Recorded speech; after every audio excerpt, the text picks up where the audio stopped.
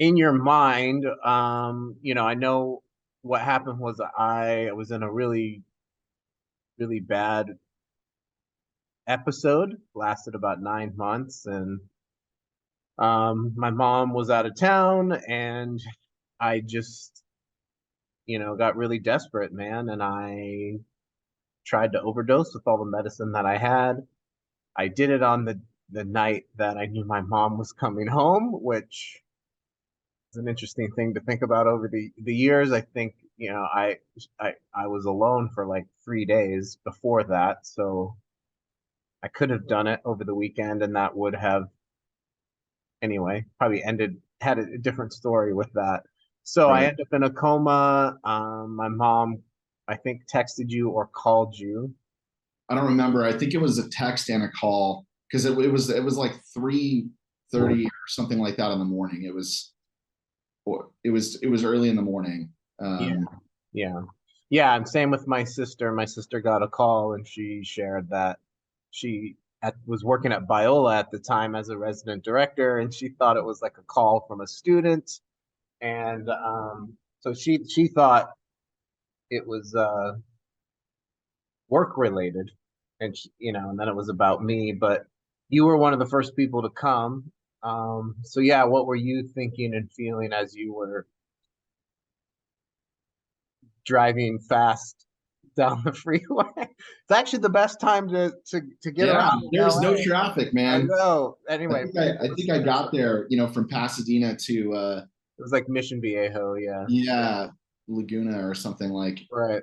um was I don't know, it was like 40 minutes or something like that. Like it didn't take down, and I was also driving very fast. But yeah, your mom called and texted, and um, I thought it was interesting because I usually if somebody calls me in the middle of the night, like I'm the sort of sleeper, I will just sleep through that. I will not hear the phone. So for some reason, it woke me up, which is interesting, and I think Yeah.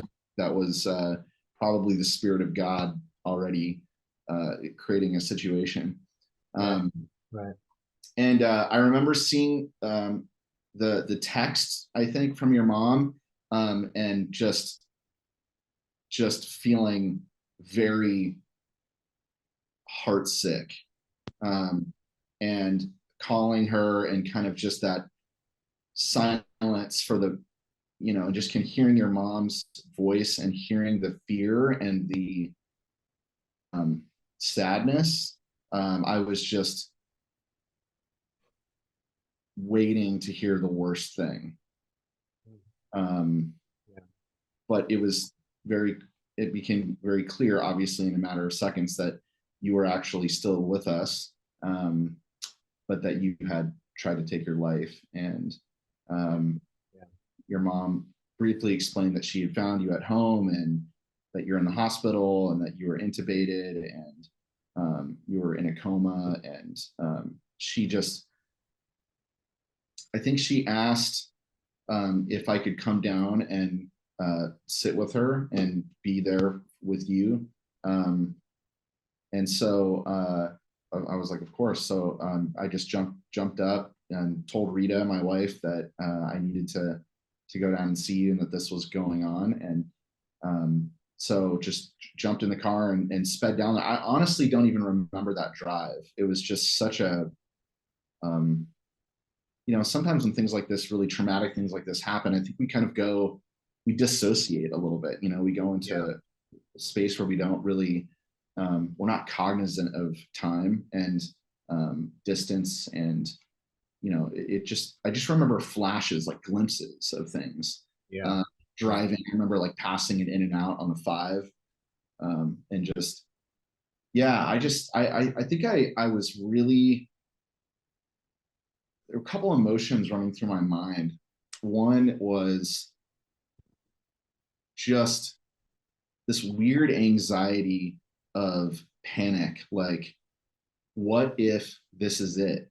Right. And just the fact that it wasn't it yet, but it could be, um, because obviously in a coma, intubated, I mean, that's not looking good. Right. And there's a lot of possible negative outcomes that could come as a result of that. I mean, some people don't come out of comas, some people have serious brain damage, so there's lots of lots of realities. And of course, I had only spoken to your mom for a few seconds on the phone, so I didn't have enough time to really process the information of your current state, and what condition you were in. So the whole drive down there was just all of the mind racing through all the possibilities. Like, what if Jared doesn't come out of this, or what if Jared comes out of this a very different person?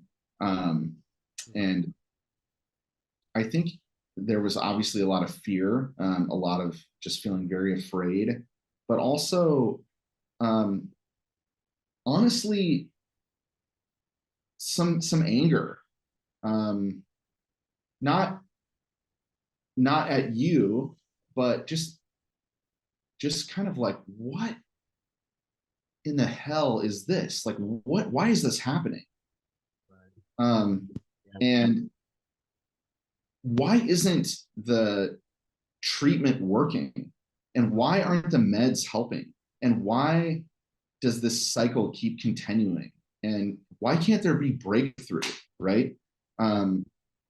It just doesn't make sense, right? And I think that's part of the reality of our human brokenness and our human fallenness, is that there are these things in our life that don't make sense. They just don't make sense because there is a part of the world that is fallen into irrationality and into incoherence and distortion and chaos. And if not for the restraining grace of God, everything would completely fall apart. But there's a sense in which God restrains evil and somehow keeps things together.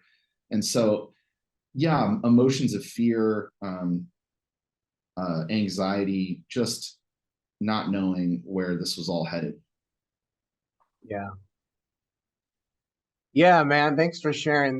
I'm feeling emotional talking about this with you, and I felt this with my um mom and sister. My mom didn't want to be video recorded, so I think, but my sister, I asked her the same question, and she was just like, "Wow, I can't believe it's been 10 years.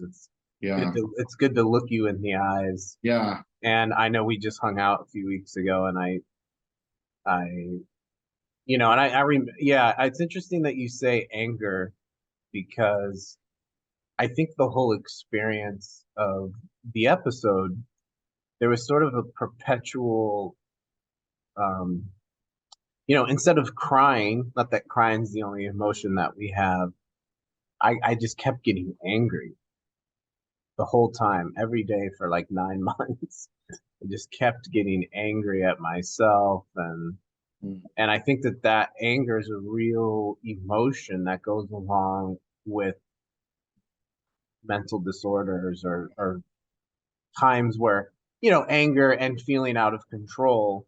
And Mm-hmm. it's sort of like, what was the anger about? And I think maybe I was, getting off the medication was sort of the precursor to this. And I've told this story hundreds of times over the years. It's like, well, I shouldn't have done that, right? And so it's interesting Yeah. to say anger, like, and I think anger is connected to injustice that we feel, that Yeah. why was I going through that, and all of the even talking to my own mom. I mean, my mom really was the most involved out of everyone, right? I was living Okay. with her every day. Hmm. And as much as my mom is amazing and awesome and deeply spiritual, and her roots go deep in her own faith, I think she probably felt very helpless and very angry too, you Yeah. know? And she kind of shared how when my kind of IHOP friends showed up, she was like super like pissed off that they were even there, right? Because I think she was, Kansas City is where a lot of this stuff happened, Hmm. you know? But it was still great that my friends came, and I think she felt like she was able to let go of some of that bitterness and unforgiveness. And but Hmm. anyway, yeah, it's just interesting that you say that. I mean, what's also interesting is when I woke up out of the coma and I had realized what had happened, I didn't drift off into Dante's Inferno adventure in the comatose. Anyway, Nick and I talk about Dante's Inferno like all the time, and Your favorite book. I need to man up and actually read it. Okay, but anyway, that's what happens when you go to seminary. You just take it as a class. So there we go. Let's go. Let's do some auditing, guys. No, but yeah, I didn't drift into, I didn't see the pearly white gates in heaven and the street of sea of glass and gold and that looks like ice. Hockey is in heaven, I think. Yeah. But and I didn't go down and see, whatever descriptions we have of Sheol and Hades and, Gehenna or whatever, all the words that we use for hell. It's like who anyway, I didn't see any of that. But I did wake up You and found out that John the Revelator was wrong, whatever you went and saw. yeah, I'm like, dang, dude, where's the Book of Revelation stuff? This whole book is a joke. Come on. Instead, it's completely different. It was like all pirate ships on. Yeah, I was exactly. I was hoping for some kind of like Ezekiel, Isaiah, sort of like getting dragged with the back of my head to the temple and seeing a bunch of defilement of the day and being like, oh, okay, well, I guess my life's about to change for the rest of my life. I'm gonna have to lay on my side for 200 days and cook my food over manure. But no, I mean, I woke up and I think I was grateful that I was alive, but I still was struggling. I still was kind of like feeling sadness and anger over what had happened. And not that I was wishing that I would have died. I think people have asked me that over the years. Like, were you mad that it didn't work? But I think it speaks to what you just said, this fallen world that we're in. It kind of reminds me of reading the Gospels and how Jesus does these miracles. And I think we don't know a ton in the text always about, the response of people when they go through a miracle, right? Because there are certain stories where Jesus is giving some direct, like, hey, don't tell anyone that you got healed, right? That's one of them. The other one is, go and rejoice that God made you well. And there's certain stories where, like, 1 out of 10 people go and rejoice. But I think you can experience a miracle and still be in the struggle.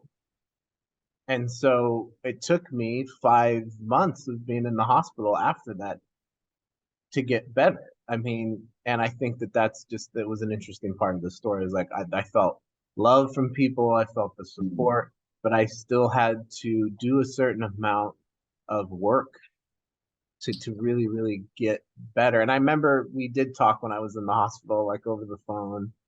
I think, and luckily I started feeling better like a month later. But I remember, I don't know if you remember this, but like we were talking about responsibility, like taking responsibility. And you were saying, like, I was saying something maybe along the lines of like, wow, I really need to really take responsibility, like for my life and like for choices I've made and for my recovery. I think that's a pillar of getting better, is just saying, look, man, some of this stuff is, and you were saying, yeah, try to figure out what you're responsible for, and then maybe let go of some things that you're not responsible for.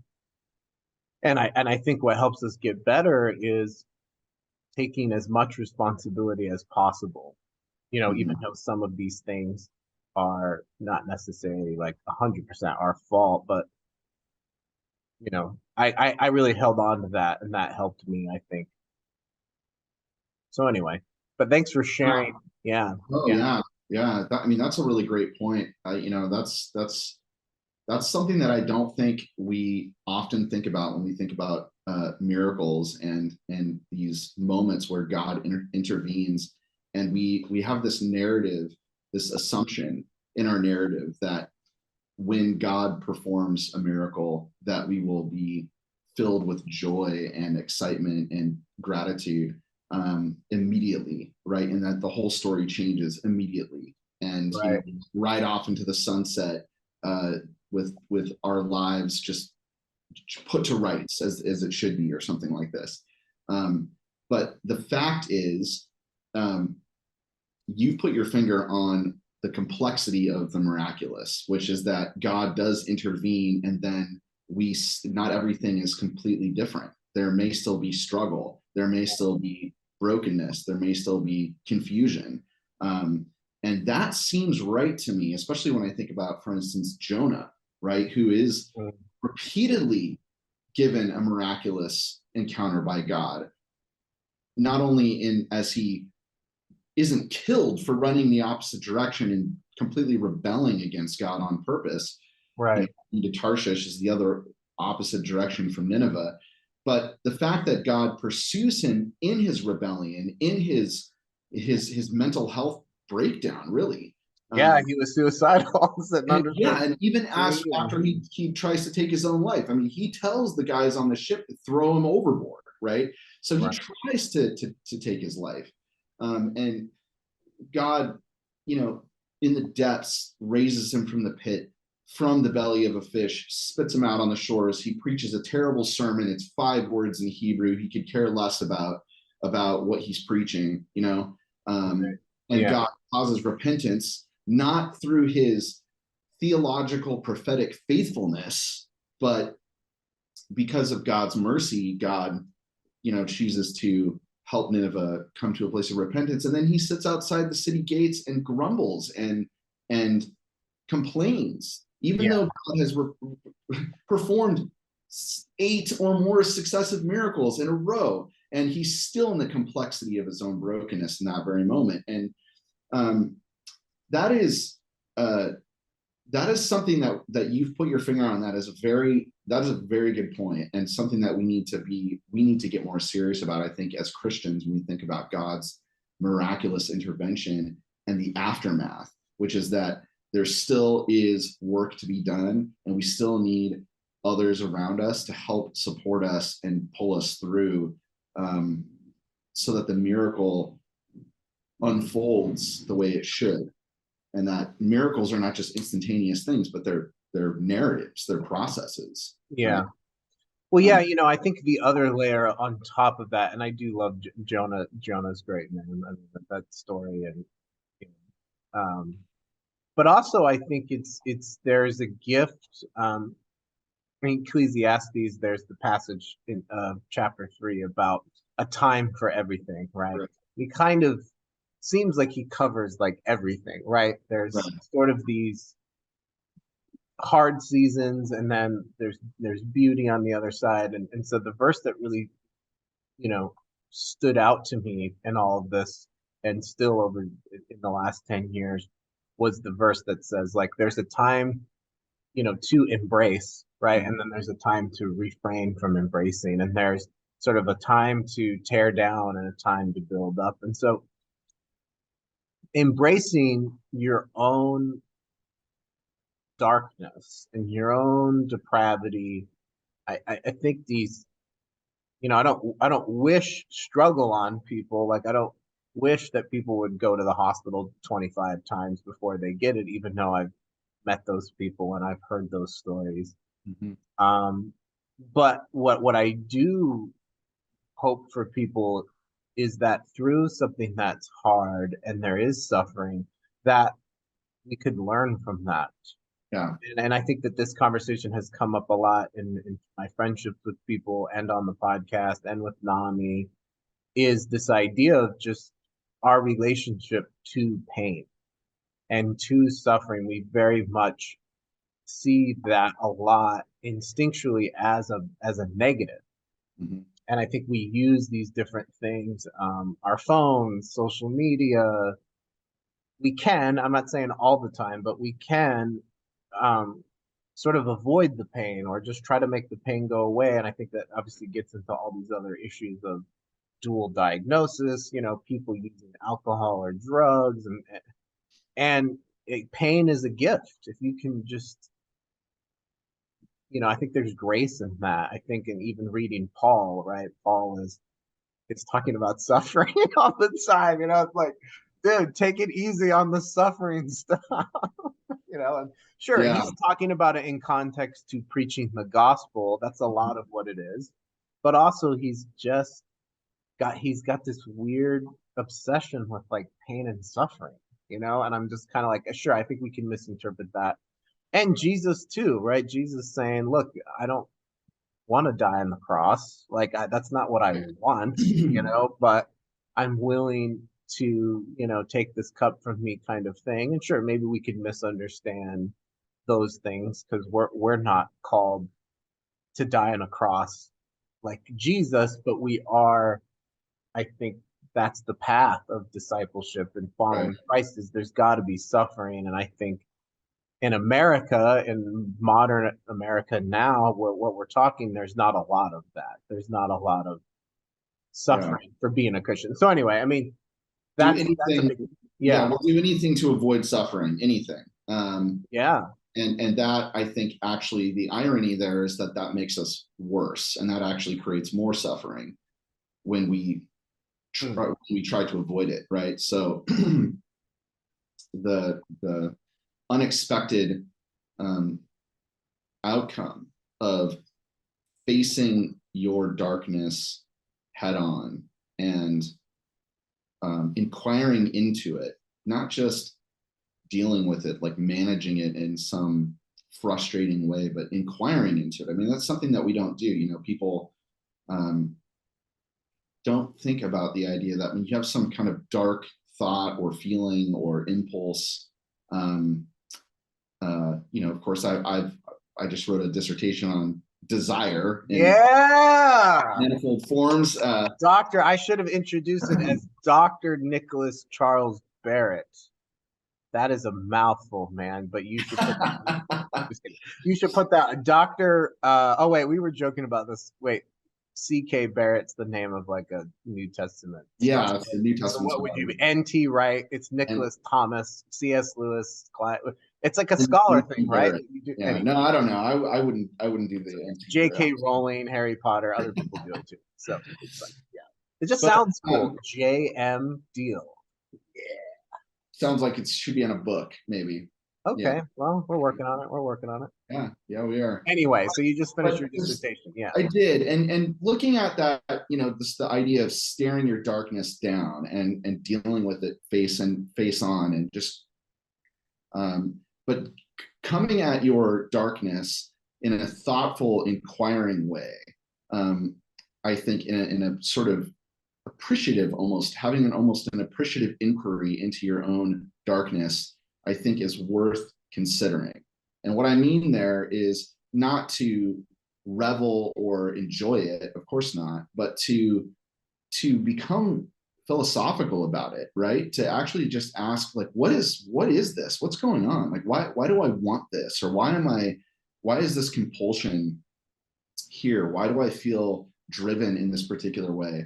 Um, what is it that I'm trying to get? And is that really even true, or is it something else? Right? Is this impulse, this feeling, this longing, this frustration, whatever it might be, is it really about this thing, or is it actually about some other thing, or even some other thing beyond that thing? Right? And so to just kind of work through that process and inquire with a kind of appreciative curiosity about what's going on, I think can actually help us because um, we tend to be kind of thoughtless about our suffering and about our struggle. Like we just want it to go away. So anything we can do to medicate and soothe and get out of that situation as fast as possible is what we do. This is why people start drinking and self-medicating in all sorts of different ways. Getting into bad relationships or whatever it might be. I just want to feel better, right? I just Yeah, want to feel better, exactly. and I want to feel better right now.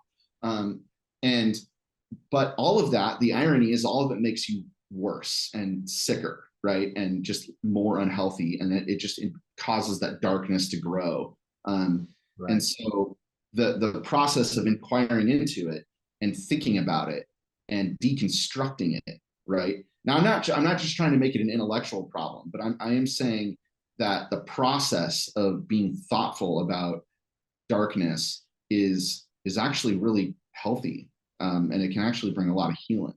Yeah. Yeah, for sure. I mean, I think that that's the hero's journey, right? I think that Hmm. that's what you see in art, what you see in movies a lot. It's like a lot of these things keep getting repeated, right? Like even Right. like the Marvel movies that are billion-dollar movies or Star Wars. There's this idea of, kind of good versus evil in the world, and then sort of a good versus evil in the person. And Yeah. so the journey is, hopefully, I mean, not that every ending needs to be a happy ending of the guy saved everyone and he figured it out, but Right. we like to watch people kind of like have some serious conflicts, right? That's what makes a story rich and like original and vibrant, is when someone is like, dude, I think that would really happen. And sure, in different genres, it's exaggerated, and people are fighting each other in space, so that's not real. But the human part of having to overcome that is very, very realistic, and I think that that can be exciting. Not maybe that's not a good sermon. Like, I'm excited to face my darkness today, yeah, but Yeah, of course, nobody wants to face it, but well, right, but you have to.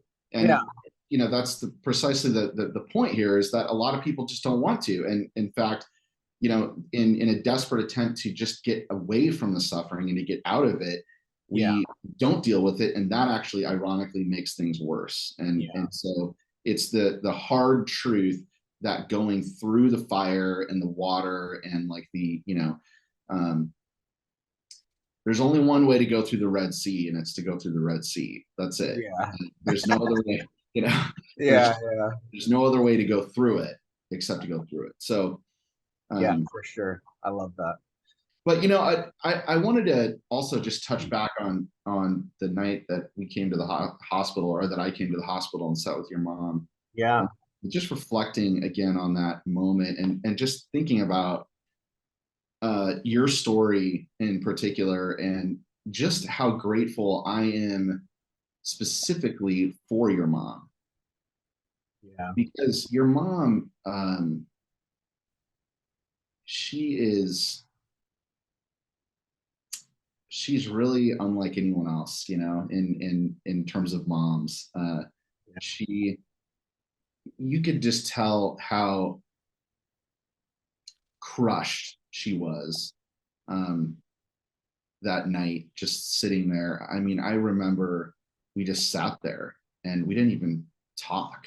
I mean, she told me a little bit about what happened, and um, but we just sat there for a long time, and just, I think we prayed, um, but even that I don't remember being. It was not extensive. It was just, I think we were just startled with the situation. And but um there was something about that time that was significant, I think, for both of us, in that um you kind of realize when things like this happen that you really just cannot do stuff like this alone.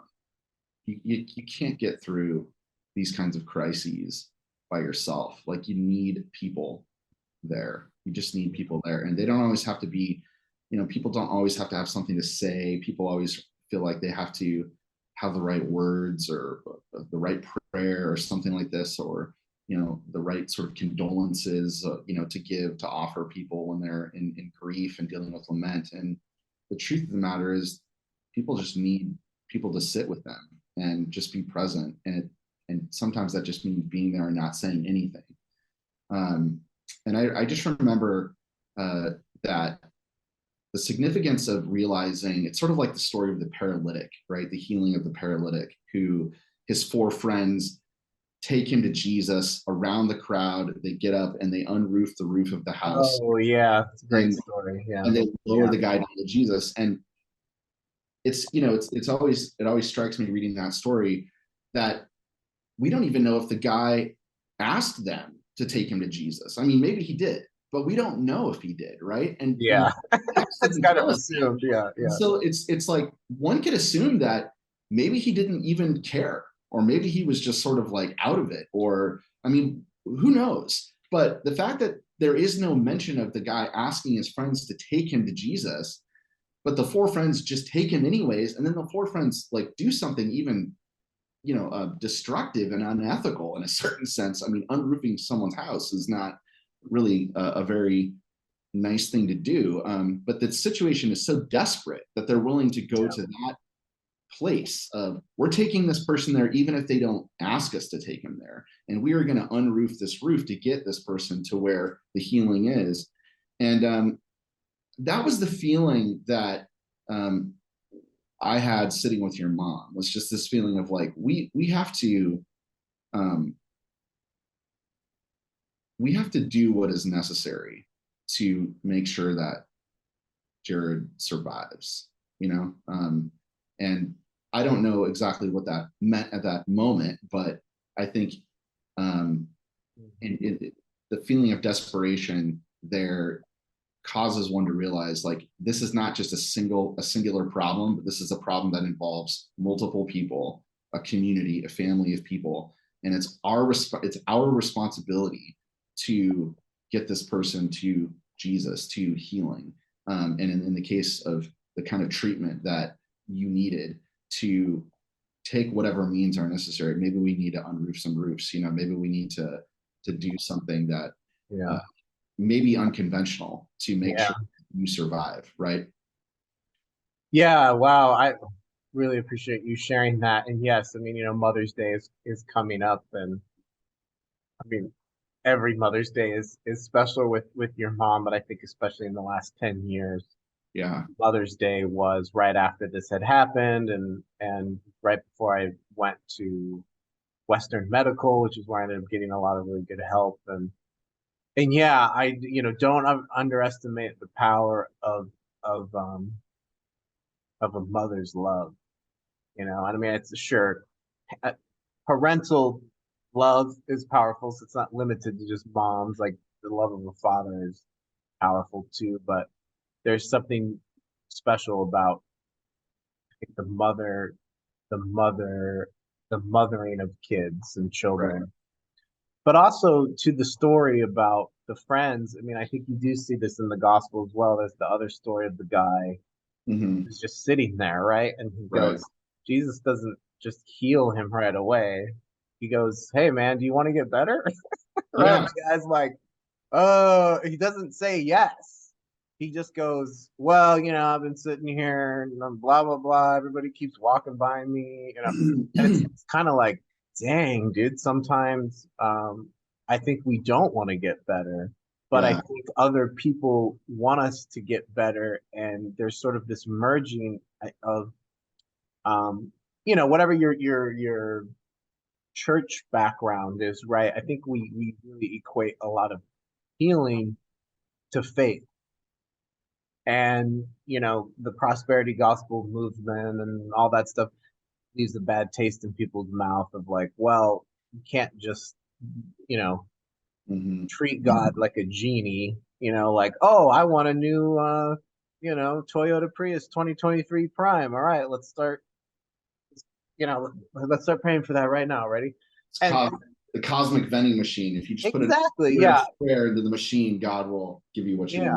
want. And this could be a whole discussion. I mean, you have spent a lot of time in school learning the language of the original text, and what does Jesus mean in the gospels when he says faith, because it's used in these different, like, your faith has made you well, right? And then he also points out multiple times the lack of faith, usually in the disciples. So Right. sometimes it goes, well, how does faith work in here? But I think what I hear you saying is faith is not just an individual thing. It wasn't just up to me by myself to make myself get better, right? It was That's also the right. faith of all the people that showed up in the hospital, and then it's how I ended up in Pomona or in Laverne, and like moving to Right. Craig's church, and all of the relationships now in the last 10 years has been, so it goes both ways. And I think Yeah. when people do go through these things, the loneliness is they they don't have that experience where, like, you have to let people help you or let people like love on you. Right. And that's not always an experience that people have. And I think if we just kind of think about that for a little bit, that when you say that out loud, right, kind of that sounds very sad. Like, oh man, you're just doing this alone. There's Right. so much like loneliness attached to all of this stuff. And I think the work of this mental health space is just, um, just by us being open and vulnerable together, especially as two men, Mm. someone hears this and they're like, "Oh wow, it's possible. You can talk about it." You don't need to go start a podcast, but like, so anyway, I love what you're saying. It's that other layer of like this faith thing is like it's coming from the community, right? Which is Right. really what church is. I mean, it's not just the building that you go to. It's like the church is anyone who is has we're all believing in the same Hmm. God, or whatever. I mean, we have different. So I love that you share that. And Yeah, and yes, it's yeah, you really hit the nail on the head there with this collective faith, concept, because that's precisely what happens in Mark 2 in the healing of the paralytic, where the four friends take their friend to Jesus, as we yeah, discussed. But when they lower him down, Jesus looks at them and sees their faith and then responds and offers forgiveness and healing hmm, to the man. But it's the idea that he sees their faith, not just his faith or the faith of one person.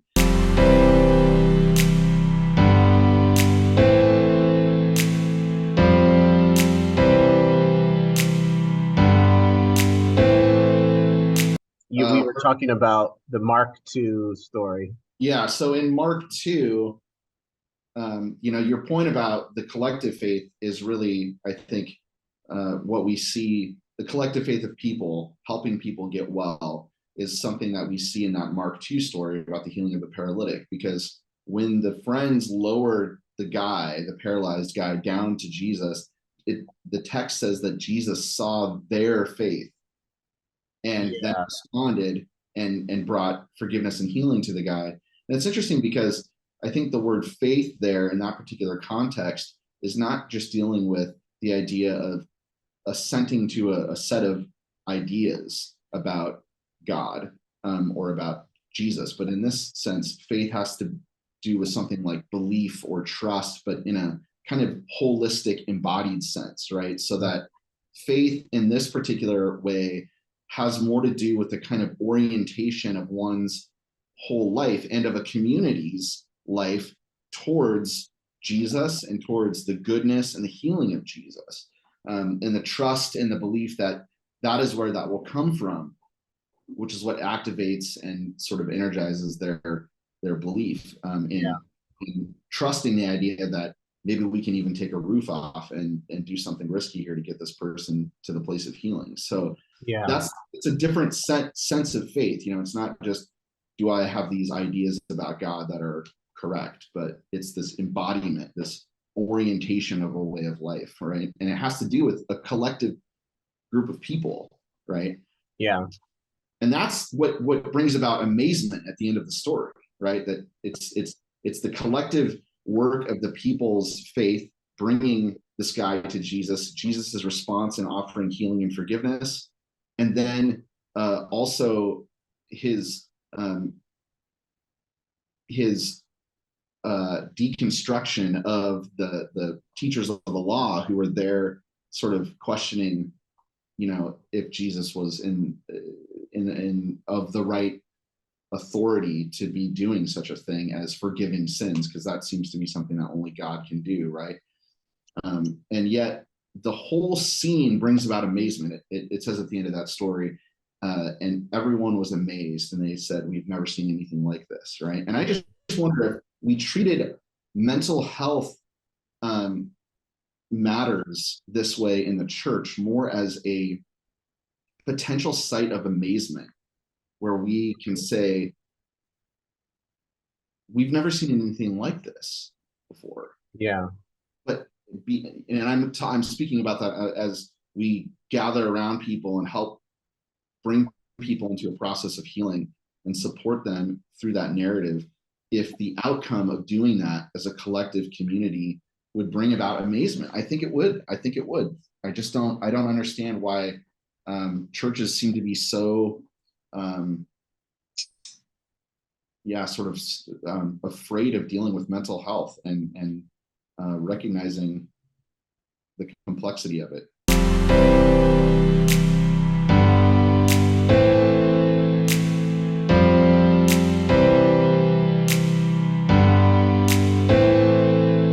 So yeah, I was saying, like, I think there's just a tendency, especially growing up charismatic, which I know that's not everybody's background, to sort of, you know, use these things in language of spiritual warfare, right? Like Jesus goes around and casts out demons, and sure, some of the stories, like the guy with the cutting himself in the cave in the rocks, Mm-hmm.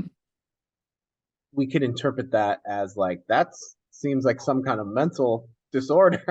Like that seems very schizophrenic. That's the kind of thing you see, in movies. Not that movies are always accurate, but that's the kind of thing I've seen in hospitals.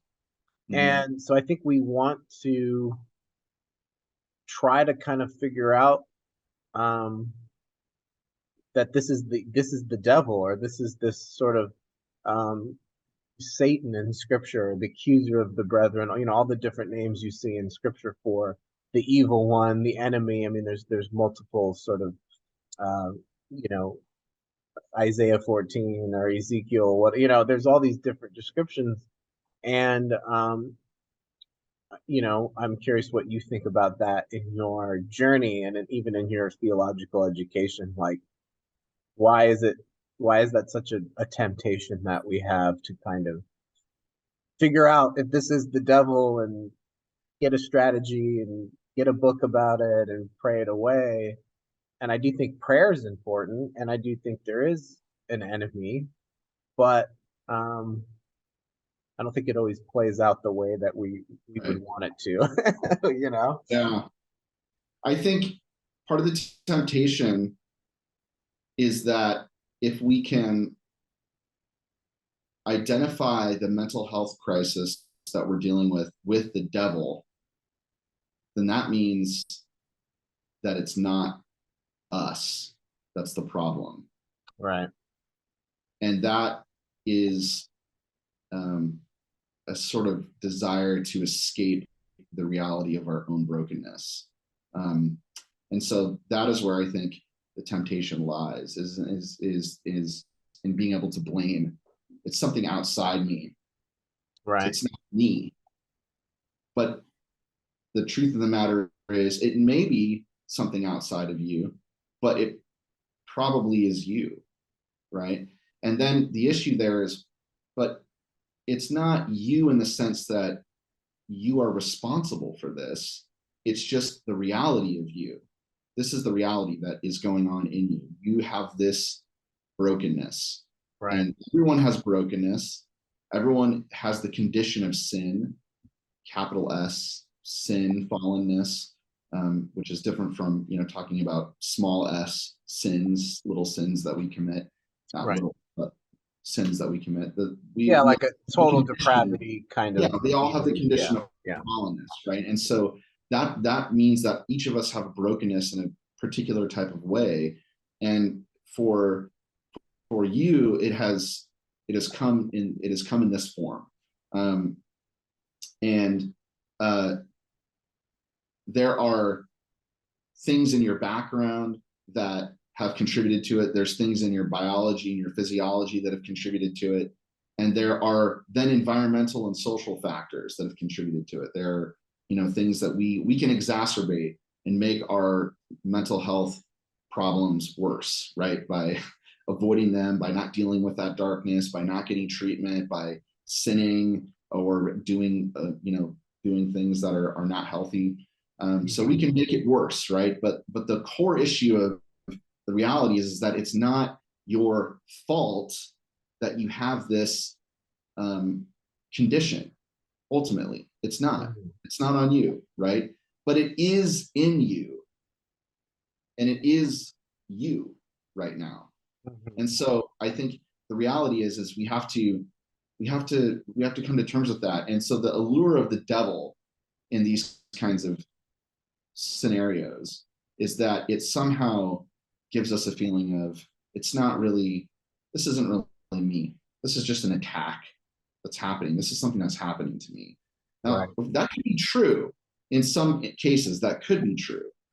But I think that's where theologically we have to do more work to think about these things. And so I'd want to say, for instance, the the reality, and of course this comes up in John 9 with the healing of the blind man. I mean, Yeah. you know, the question is raised, does this guy have this sin, or does he have this blindness because of a sin he has committed, which was the Right. prevailing understanding in the first century and before that, that if you did have something like leprosy or blindness or paralysis, go back to the paralytic again, the assumption is that it's because of some sin you've committed, right? And so Hmm. that question is Okay. raised, and Jesus then responds, no, it's not because of the sin that because of his sin. It's in fact because this was given. This is his reality. In other words, I'm paraphrasing here, so that the glory of God would be revealed,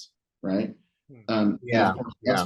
that's what happens. The blindness then is healed, but there's more importantly insight, not just sight, but insight to that about who Jesus is. And of course, the story is now with us as a representation of that glory that was revealed in Christ's healing.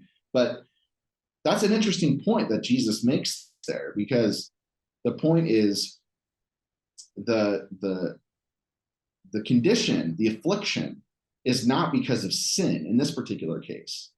Of course, some sins can cause afflictions and diseases Right. and types of mental illness. We for sure, but in this particular case, the blindness is not because of a sin, but it's because of something greater. The idea that God's healing and glory would be revealed through it. So we have to account for these kinds of complexities. I don't think there's just a one size fits all answer to the question of mental health.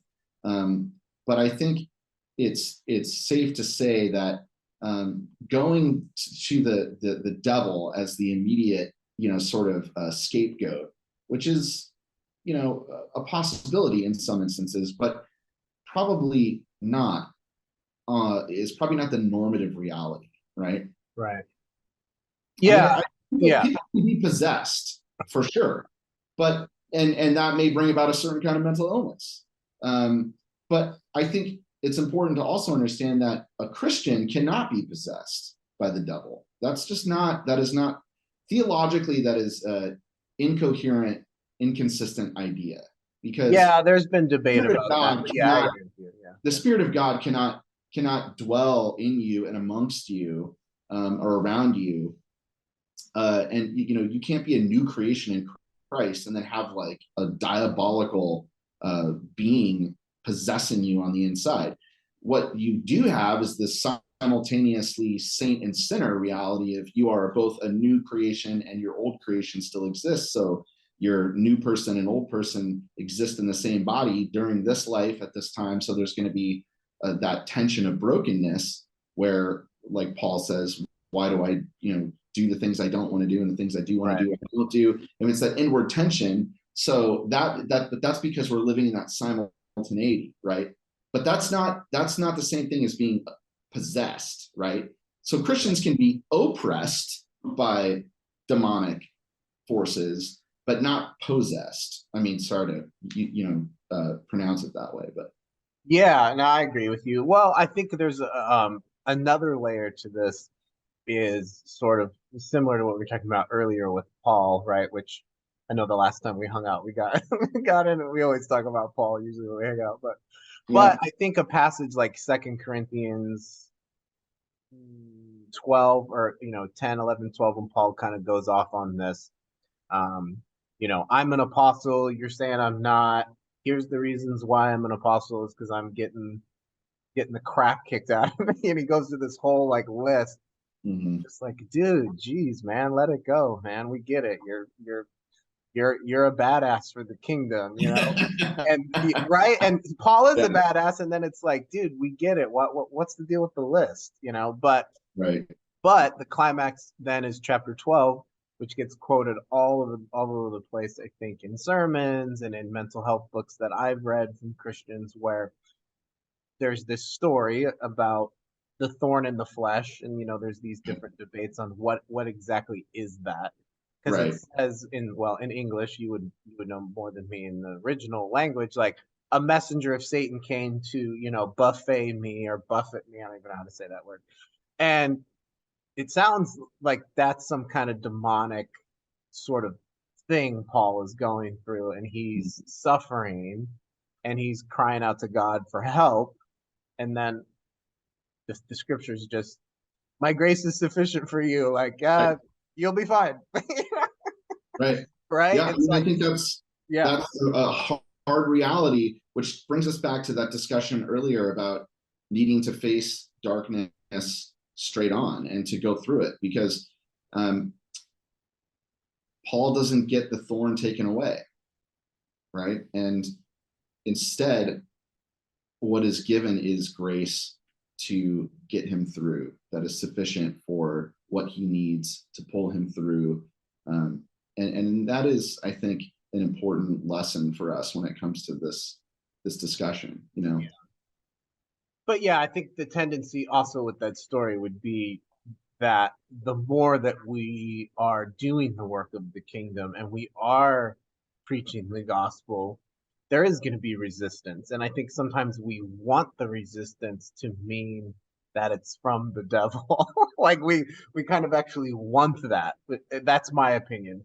Being in, I think, certain circles where it's like you're like, yeah, it's the enemy. Let's fight through this. Yeah, Right. and it's like, I don't know, man. I don't know if that's what we're Right. supposed to be doing. I do think you and me and many people I know, we want to, you know, live a life of just going hard after God and like making it count, man, not having any regrets.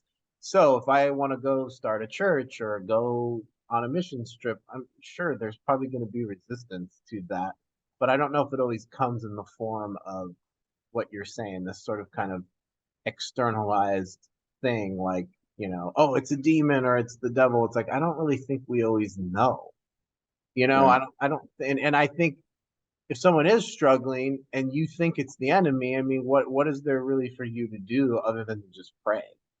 Yeah. And I think a lot of times it's like you pray and like, I'm not saying nothing happens, but if someone's really struggling, you're probably going to need to pray like more than once. But I think we want it to be kind of how we see Jesus in the Gospels, which is where he doesn't really spend much time with people.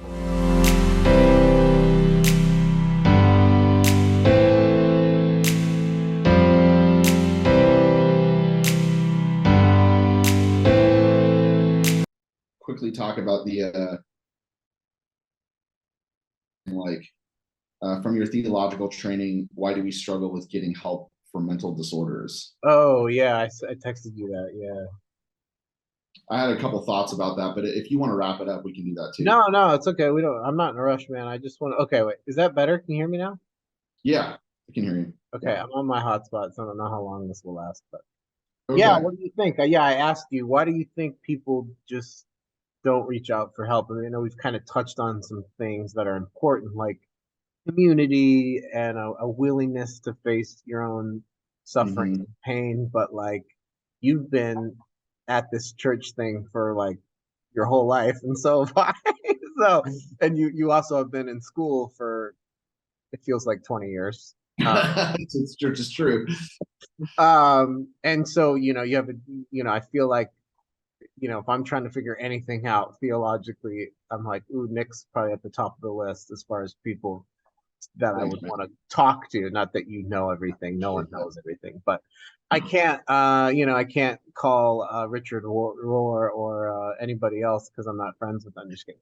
But no, there's other people in my life I go anyway. So, but yeah, what do you think? What do you think to that question? Like, Yeah. Bring So people the back. question is, why do Christians struggle to seek help when it comes to their mental health? Yeah, That's the question, right? yeah, I think, of course, it's a very complicated question, but I think one of the big issues is that mental health has become a little bit of a stigmatized area for Christians, especially for more conservative, evangelical type Christians. I think they tend to see there's a tendency in some of these churches and church communities to see um, mental health as kind of like the modern day equivalent of leprosy or something like that. Like you are the unclean, right? yeah. And I think similarly with people who are dealing with addiction, which is a mental health disorder, it's not seen that way amongst more conservative Protestants. It's seen as like just a sin, right? You're just sinning, and it's something you're doing, right? And so that's why you're dealing with this addiction, because you're being bad, right? Or that's why you have this mental illness instead of calling it like a mental health problem. You have this mental illness because it's just because you're there's some sin in your life. You've let some darkness come in or something like Well, that. yeah, or people don't even like the word illness, even though it's like Right. I work with National Alliance of Mental Illness. People say, no, you need to say mental health challenges. Right. But yeah, I got you. In some more Protestant conservative churches, they will want to keep calling it an illness because they want to see it as something that you've done, right? It's something Right. that that's brought this about. So I think it's become kind of a stigmatized thing. And I remember I was sitting at this summer camp probably 15 years ago. I was a youth pastor, and we were introducing ourselves to all the other youth pastors at this summer camp. And this one person said, "I'm from this and this church and such church," and it was a conservative, like very prominent conservative uh, church in the area. And um, she had said, "Well, I'm studying psychology, but it's biblical psychology. It's not like secular psychology." Um, Right. Right. and she made that qualifier, um, and it's this idea there that I think a lot of many more conservative Protestant Christians struggle with, which is that things like mental health, psychology, psychotherapy is seen as kind of pagan or sort of like of the world, so maybe Right. secular and profane in some ways, which is kind of always strange to me because they don't treat modern medicine like that. I mean, if their pastor was having a heart attack, I'm sure they would take the pastor to the hospital and seek modern medical treatment. They don't treat that kind of thing as being secular, but somehow psychology, I think, has fallen into that, and I think that's because there's a sort of a belief that, and I think it's an incorrect belief, there's a belief that theology and spirituality is the remedy for these quote unquote psychological issues that we have. And so more conservative, fundamentalist type Right. Christians have a tendency to want to see what we understand to be psychological disorders or mental health matters as spiritual problems alone. Now, Yeah. it's possible that they are spiritual problems, but it's possible that they are not necessarily a spiritual problem. Of course, one could say that all things are spiritual in a sense, but it may be that it's not a particular spiritual issue of sort. It may just be that there's a biochemical problem, right, in the brain, and that there's some dysregulation there, and there needs to be medicine to bring treatment to that. And also with talk therapy, I mean, we understand that trauma gets lodged in the limbic system, which is down here, and that's your fight or flight area of the brain. And so we understand that talk therapy actually allows us to move those memories to the prefrontal cortex, where we can now process Right. more logically and rationally those feelings of trauma, of fear, of anxiety or depression or whatever they may be. Of course, that doesn't fix everything, but it can fix a lot of things. It can help us come to terms with a lot of things and bring a lot of order and regulation and homeostasis to things that are very much disordered and out of place. So I think there's a tendency with some Christians, essentially, to conservative Protestant type fundamentalist Christians, to want to see the Bible as the ultimate and instant answer for all these kinds of problems.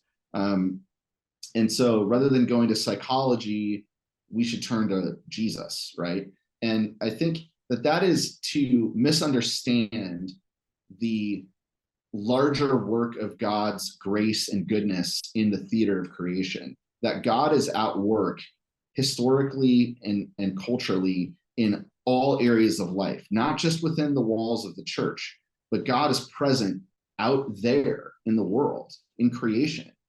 Even through people who do not believe in God, God can still work through the scientist in the lab, the lawyer in the courtroom, the artist in a gallery. And of course, it's possible that God can still bring about truth and beauty and goodness through secular institutions, through unbelieving people, through very even wicked people, right?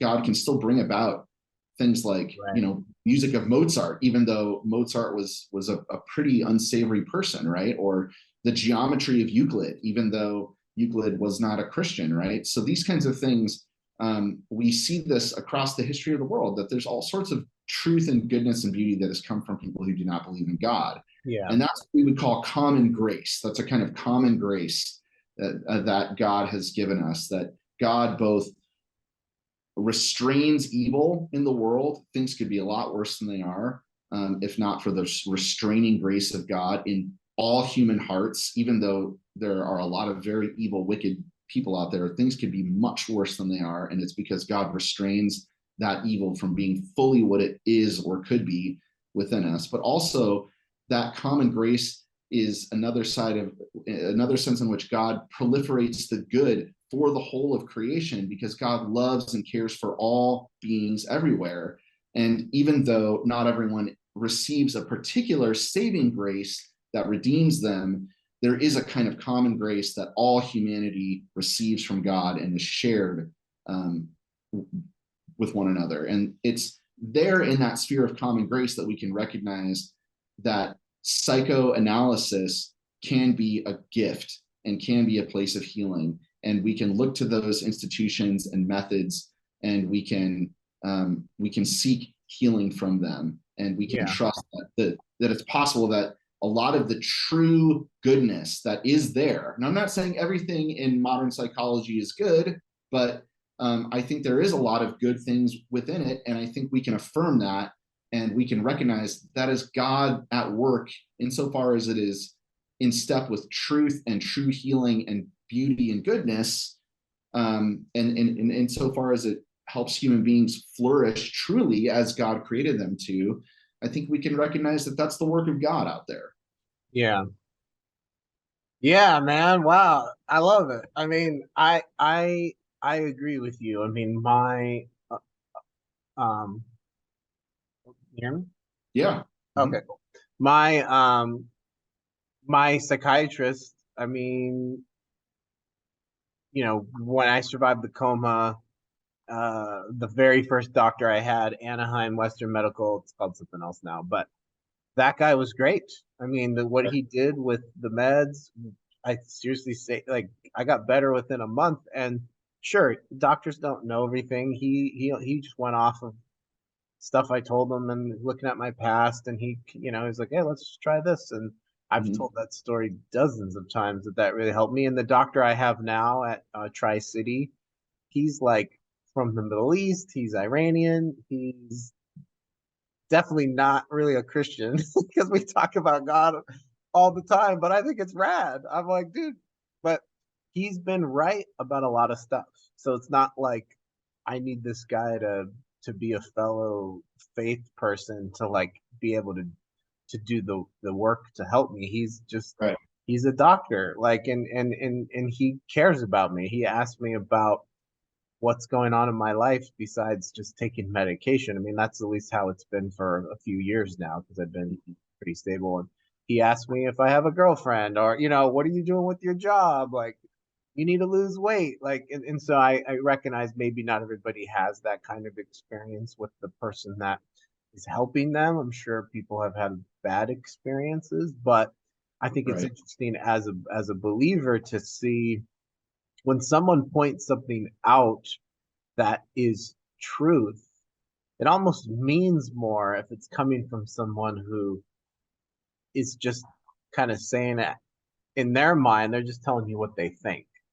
But it actually lands as like, dude, are you a Christian? And like I think it's almost more meaningful. And I think that that's how Yeah. we learn with art and movies, music. You listen to something and you're like, dude, this is like the gospel right here. But Right. I'm not sure if that's what this guy meant. I'm like, for you see that in hip hop and rap, and Mm. because it's just that's the way that God works and uses Right. things. And like we've talked about this before in scripture, it's like there's people, Paul quoting, the poets of the day or the whatever, and then that ended up in the text, right? We're like, oh, so I think it's just The whole book of Proverbs is wisdom from the outside. I mean, a lot of people think it was all just written by Solomon, but it can't be true. It's not true.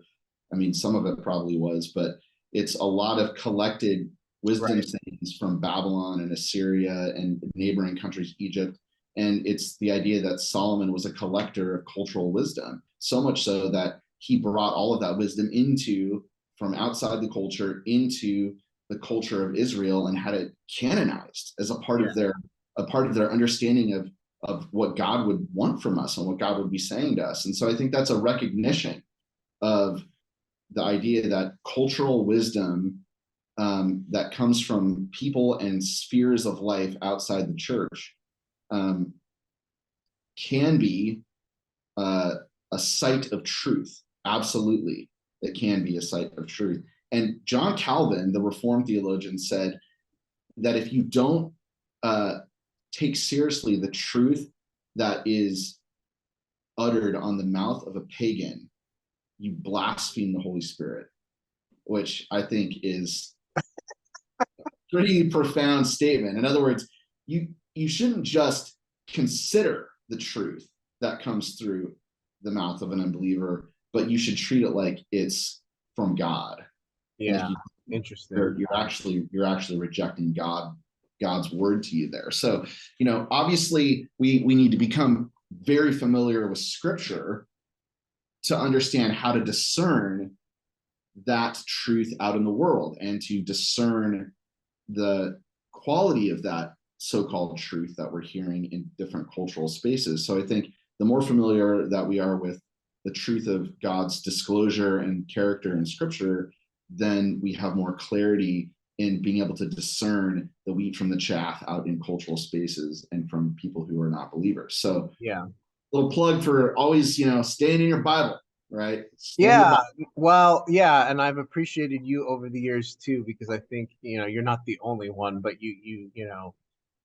uh, my mom, different people in my life, like you keep me on the straight and narrow.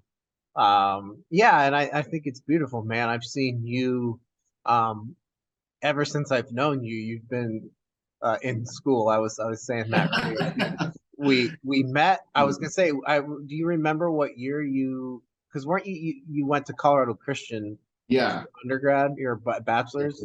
Yeah, I did. I did Yeah, my bachelor's there. and that Yeah. would have been what year was that when you started? Gosh, that was like maybe, I don't know, 2001 or something like that. Okay, because that's what I was 16 in 2001, and I think I met you maybe before that, like Yeah. around that time. Like as I remember meeting you, I think that maybe like a camp or something, or a summer No, camp or something. the first time I met you was just at a church youth group function. Oh, okay, It was okay. Wednesday night youth group night, and you were wearing blue overalls with no shirt on underneath. It was just like skin and like your little muscly, like Jared Deal self in your overalls. And I feel like I had you the model wearing a body for a little construction bit. helmet, like a construction helmet, but Oh that my might not be God. true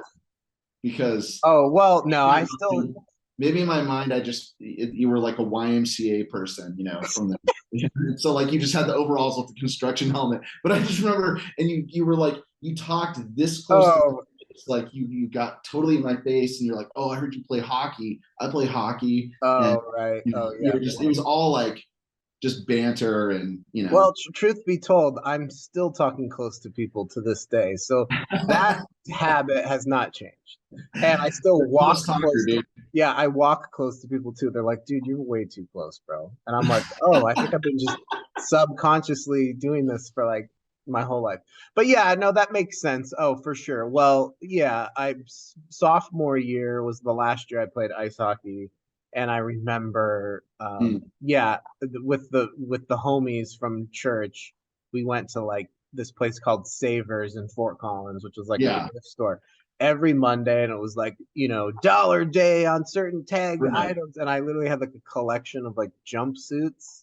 And Yeah, like I had a fur coat that I wore like all senior year. It like yeah, yeah, and then we were in the era where there wasn't really phones, so I started videotaping yeah. like everything on I tape. know, you documented it. Some of that stuff has survived, a lot of it hasn't. So I know I posted on my Instagram that Yeah, clip from like Monday night Bible study at yeah, Nick's right. house, and then I saw you at your doctorate dinner, and then we reenacted me. Yeah, a mullet. I did have a mullet. I shaved my eyebrows off, and then I grew my hair long, and I kind of had a mullet because I like watched the Joe Dirt like 3 times a month or something like that. Or something. I watched it a lot. And then, but yeah, man, and then Spider-Man, I dressed up as I Spider-Man. know. Just we had a lot of memories. But another funny story though was, this is you being a not so great youth leader, but you like taught us how to, just kidding. You taught us how to make remember the potato gun? I've told people this story so Yeah, many times. I yeah, don't know man. how it happened. It wasn't really your fault necessarily, because we were already like total idiots. I No, mean, we I were tell you guys how begging to people. Yeah, yeah, yeah. tell you how to make dry ice bombs. Is what it Well, was. you told us about that, but then didn't you help us construct the potato gun? Remember, you went out I think shooting I with us. built you a potato gun. Yeah, and then we didn't get in too much trouble with that, but we would go on the side of the road and try to like shoot cows with it, because like the cow, like, we were very inconsiderate of the These were farmer. bad. I These know. And were bad yeah. things. Well, Yeah, what happened was it was the summer where I think AJ was the only one that was 18, because his birthday was in July. right, So he right. was 18, and then like Thomas and Isaiah were a year younger, but we all were like basically not adults, but we were getting there. It was the summer going into senior year, and you and I were getting ready to go to Japan Right. for mission trip with Pastor Brad and everybody. And I had been like grounded from spending the night at AJ's house, because that he was the house where like we always spent the night. And it was because I was like smoking cigars in my mom's Honda Accord during the drive-in movie theater, and I thought, oh, the windows are down, it won't Oh my smell in here. gosh. And the way that my mom's parenting style was, I think she just prayed so much, and like I would usually just kind of confess my sins, and then I wouldn't get punished. So this was one of those I tried to like Febreze the car and get the cigar smoke out, and like Paul Barron was helping me a little bit with it and stuff. And he was one of the guys that was there, and then I got the car kind of clean, and then I turned the heater on, and it's like total cigar smoke. Oh, So my mom were driving to Wednesday night youth group, and I made up some dumb lie. I was like, yeah, I don't know, I think the heater's broken, maybe don't use that. And then she totally is like, nah, you were smoking in here. And so like I let like on the way home, she's like, you were smoking, weren't you? And I was like, so anyway, I got grounded, and I wanted to go see like Newfound Glory in concert, and Good Charlotte, and I totally missed that. So anyway, we started doing dry ice bombs, and then like I begged my parents to let me like stay the night at AJ's house, and it was the night where we went out after youth group. We went into this like construction zone. We blew up a bunch of stuff, and then we get out of the edge of the neighborhood, and like there's like two cop cars waiting for us. And I remember that night at youth group because you guys wanted me to come out with you. And I remember you were like, we're gonna go ruckusing tonight. And I was oh like, yeah, I was like, listen, I remember just like this. See, this was like where my mind was still partially a teenage boy and only barely an adult, like at 21 or whatever. right, yeah, I was still basically a teenage boy at that point, and not, but I was also an adult, and so I was like just kind of stretched across this weird. But I remember thinking, I was trying to tell you guys to go do, or if you were going to go do stuff like that, to be like conscientious about it, to like be responsible. Like when you yeah, go like, if you're going to take the potato gun and shoot limes out of it or whatever it is, go shoot it like a dumpster, right? Or yeah. whatever. Don't shoot Don't, don't, people or cows. Yeah, don't shoot any living creatures. Don't destroy anyone's property. yeah. Like, don't Boundaries, people. realize, Boundaries. just Yeah, do stuff that's like, go do tomfoolery and your shenanigans, like in ways that are completely harmless. And you guys were like, what? Like, yeah. We just the okay, but risk, the like, risk thing. Yeah, and, yeah, and because I mean, I at least had that semblance of responsibility in my yeah. head, but so irresponsible that I was a youth leader, a volunteer It's youth okay. leader, mind you, at You did that a time, lot of good. You did a lot of good things too. teaching you kids how to go out and shoot potato guns at things and make Yeah, dry. I mean, things are so much different nowadays. This is like the era before really technology. So it's like we got away with a lot because there was not really like phones. It's like unless Yeah, someone had like a camera at their house, like we right. really just it's like who's gonna find out. So you could never probably do that nowadays. Oh But no. but, but yeah, Man, when I was a youth pastor, if I had a volunteer that was like me that did those kinds of things with students, that person would have been in so much trouble. oh yeah, well that's right. You were the So youth director at Hollywood Pres for like 12 right. years. So Yes. yeah. Well, I, well you saying no to us was definitely probably a God thing. There was the other thing that happened is right before we went out, we went to Wendy's like right by the church there. And we always usually went out to eat after anyway. And there was like while we were waiting in the parking lot before we were gonna go do the dry ice bombs, there was like a cop that like rolled up in the parking lot and just was like, "Hey, what are you guys up to?" And that like had never happened to us, where I mean, or it didn't happen very much. So we like that was probably a sign. Hey, you shouldn't go out and ruckus tonight. Then we did it anyway, and then yeah, we went to like the Loveland Police Department, and like my mom was out of town. I always got in trouble when my mom was out of town. My dad comes, and my dad had never really met like AJ's dad, and like Tom Ewing shows up and like because Thomas was there and like and wasn't AJ's Chris, freaking out because he's 18. He's like, I'm gonna get charged as an adult, or whatever. Anyway, and then so I wasn't Chris there too? oh Chris was driving. It was Chris's car. It was Oh my God. Chris, Isaiah, AJ, Thomas, and me. So it was five of us. Like And half then the like two PKs yeah, and right. Chris and Thomas is like your parents are on staff, but then the next day or the next whatever when we were supposed to leave for Japan soon. So then I remember going to like see Pastor Brett. Shout out to PB. Still call him PB 20 years later. And I was thinking, oh dude, I'm not going on this trip, man. And he's like, dude, you can still go. He was like super gracious. He was like, oh, that's kind of cool. You made a dry spot. Said something like that. He was like, "Oh, that's kind of cool that you guys did that." And then when we got back, like because Japan was 2 weeks, everyone else we were all grounded for like 2 months or something. So I oh, kind of got off a little bit easy because I went on the trip and then I came home and it was like takes 2 weeks to get back into the time zone. But then we went to one of the things we did was so I don't know if Colorado does this still with the milk gets delivered in that white like wood box. So yeah, we right. would take those and we would put the dry ice bomb in the box, like and blow it up in like the middle of the street. Oh my So gosh. we stole one from this lady, and I think it had the empty like milk bottles in it. So we took the milk bottles and like would throw it up, and then the glass would be everywhere. So we had to go and apologize to her, like at the police department. It's like Oh, parents came, our moms all came, and then the lady was like, I'm not gonna press charges. You guys are so sweet. You're just innocent, like youth group kids, you know.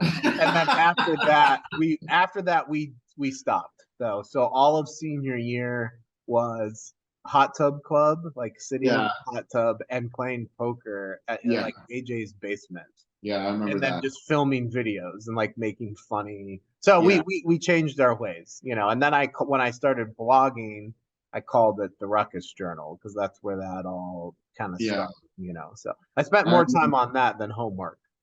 I So remember, man. I remember. anyway, but It was dude, it was a learning experience for all of us, and it was the moment where I realized, like, oh my gosh, I have you have influence over I've us. led the sheep astray. I have Yeah, led them astray, and now yeah. they There's so many other funny youth group stories though too, like going and seeing Spider-Man and dressing up as you know. But yeah, the I mean, as dude, you know, Res, Colorado, that whole experience. I mean, there's a lot of good memories, man. I mean, a lot of just I felt like it was a real, you know.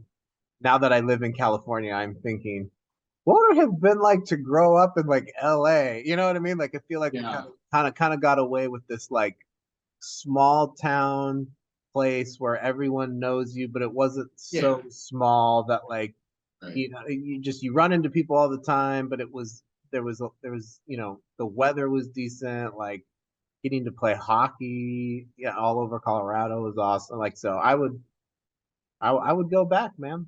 Maybe. I don't know. I like it out yeah, here though. yeah. We're living the So dream.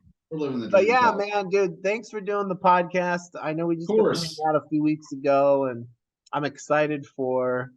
Um, well, I mean, you could talk about it if you want. What's kind of on the horizon for you, man? Yeah, well, I'm currently working as a consultant at Lake Avenue Church in Pasadena. And that's been an interesting job. I'll do that for probably 6 to 12 months. Okay. When did that After that, start? A couple months ago? yeah, started in March. Okay.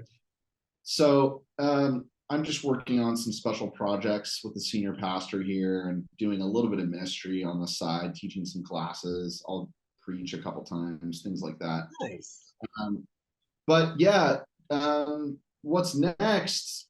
Who knows? I mean, I'm just waiting for God to reveal the next thing. Could be pastoral ministry. It could be academic work. So Okay. we'll see. Yeah, And you we'll just see. got your doctorate officially in October, right?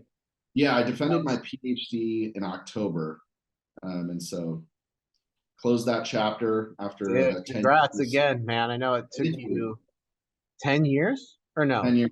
10 Yeah, years? 10 Okay. years. That's it isn't supposed to take that long, but there was the pandemic and some other things that happened kind of in the middle of it. So I took much longer than I thought. Plus, I was working as a youth pastor the Yeah. whole time. No, dude, Yeah, it's it's an a long accomplishment, time, but man. it was nice to finally close that book. So Dude. Well, bro, I love you deeply, man. I mean, I'm very grateful for I think just in reflecting on these 10 years, getting to get people on here that I've known.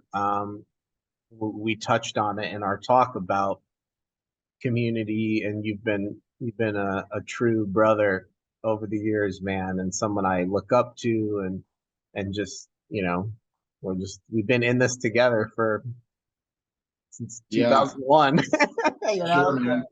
there's not a lot of Yeah, people you can say like outside of your family, you're like the only person that I'm really in touch with that's from that era of childhood. yeah, right. I mean, Yeah, consistently, right? Like I yeah, went back to Colorado a couple years ago and I saw the hot tub club, and we sat in yeah, a hot tub, and we all look not as skinny as we did when we were in the high school as teens, but myself included. I was like, man, I used to have a six pack. What happened to that? So just kidding.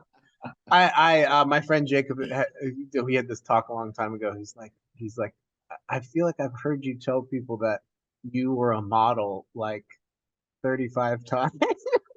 I was like, I keep going back to 2004. Like, let it go, man. You're probably not gonna be a model. Let's stop living in Well, the past, guys. Maybe like a dad bod model. You know, dad bod model, dude. maybe Yeah. just like a full on like modern day, just kind of a little bit of a gut, you know. Okay, anyway. All right, man. Well, dude, I love you, brother. And I love you too, bro. And listen, I am so grateful, so grateful that you are here, that you are with us. Your life is such a gift, Jared, and what you bring to the world is so important. Your voice is so important, and I know that you are going to do great things, and you're going to help so many people with your story and with your heart and your honesty and your vulnerability. It's so powerful, man. It's an inspiration. I talk about you to people all the time because I think you're such a testimony and a witness to the goodness of God and what healing can look like if people face it and embrace that help and do it with others. So, love you, man. I love you, bro. Wow. Thank you for saying that. Okay. All right, man. I'll let you go and I'll text you. I'll get like a bio from you and a picture and stuff. So, okay, cool. Okay. Okay, man. Take All right. care. Yep.